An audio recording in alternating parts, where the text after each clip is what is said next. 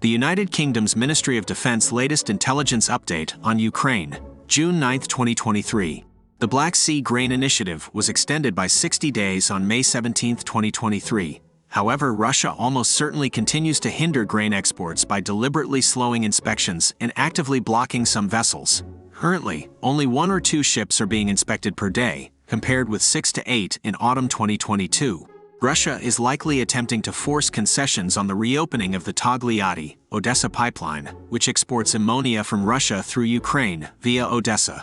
To complicate the situation, in recent days, the pipeline was damaged and is not currently operational. There is likely to be further Russian rhetoric and obstruction of the Black Sea Grain Initiative in the weeks prior to the next extension deadline of July 16, 2023. The Air Force Command of Ukraine Armed Forces update. On the night of June 9, 2023, between 10 p.m. and 4 a.m., Russian occupants struck Ukraine with Iranian Shahed 136 and 131 strike drones and X-101, X-55 winged airbase missiles at military facilities and critical infrastructure facilities. Launches of Shahed were made from the southern direction of Ukraine, winged rockets from the Caspian Sea area, from 4 strategic bombers Tu-95 MS. During the attack, up to 16 hit BPLA and 6 winged airbase missiles were launched. Anti-air defense of the Air Force Air Commands East, West, and South Ukraine and the Defense Forces of Ukraine neutralized 4 winged missiles X-101, X-55, 10 Shahed 136 and 131, Lancet, and 4 BPLA operational tactical level or LAN 10 inches, Supercam. Also around 8 o'clock on June 8, Russia launched from the Black Sea 2 caliber rockets at a civilian facility in Cherkasy region. Aviation of the Air Force of Ukraine for the past and current day have been assigned to 20 group airstrikes by air defense, logistics, military equipment, and positions of occupation troops. The Institute for the Study of War Russian Offensive Campaign Assessment. Ukrainian forces continued counteroffensive operations in at least 4 areas of the front on June 9, making further gains around Bakhmut and in western Donetsk. The Russian Ministry of Defense claimed that Russian forces repelled limited and localized Ukrainian ground attacks in the Kreminna area. Ukrainian officials stated on June 9 that Ukrainian forces advanced 1.2 kilometers, 3/4 of a mile, in continued offensive operations near Bakhmut on June 8.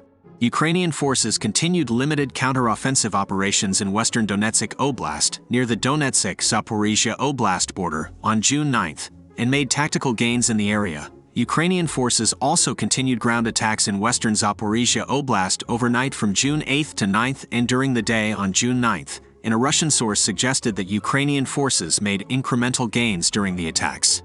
The Institute for the Study of War key takeaways today. Russian President Vladimir Putin acknowledged on June 9 that the Ukrainian counteroffensive recently began and noted that Ukrainian forces still have offensive potential, a departure from previous Kremlin efforts to downplay Ukrainian counteroffensives.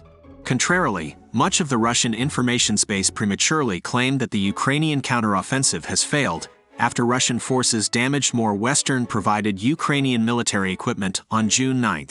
Ukrainian officials directly acknowledged that Ukrainian forces expect to suffer equipment losses during counteroffensive operations. The Russian command structure responsible for areas of southern Ukraine is unclear and likely overlapping. Russian forces carried out missile and drone strikes across Ukraine on the night of June 8 to 9. Several independent sources reported additional evidence that an internal explosion likely destroyed the Kakhovka hydroelectric power plant dam on June 6. The White House revealed on June 9 that Iran is helping Russia build a drone manufacturing factory in Yelabuga, Republic of Tatarstan, Russia, underscoring the growing military cooperation between Tehran and Moscow despite Western sanctions.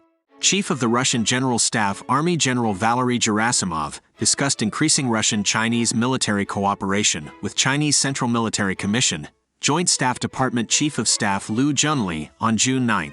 Russian and Ukrainian forces conducted limited and localized ground attacks south of Kreminna.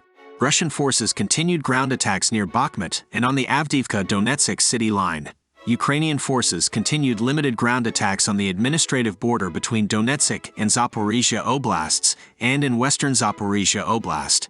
Russia continues to evade international sanctions and has reportedly restored access to key Western microchips and electronics that Russia needs to produce military equipment.